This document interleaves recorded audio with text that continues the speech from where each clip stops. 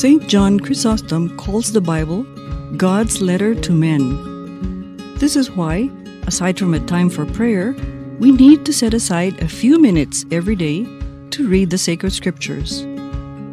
Those who have a habit of daily scriptural reading discover that there is always something new, a message for each day. The Catechism of the Catholic Church gives us 3 ideas. Firstly, be especially attentive to the content and unity of the whole Scripture. It means that the Scripture does not contradict itself. Secondly, read the Scripture within the living tradition of the whole Church. For example, studying the teachings of the Fathers.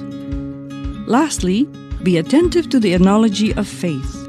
We have to check what we read against what the Church has always believed and taught.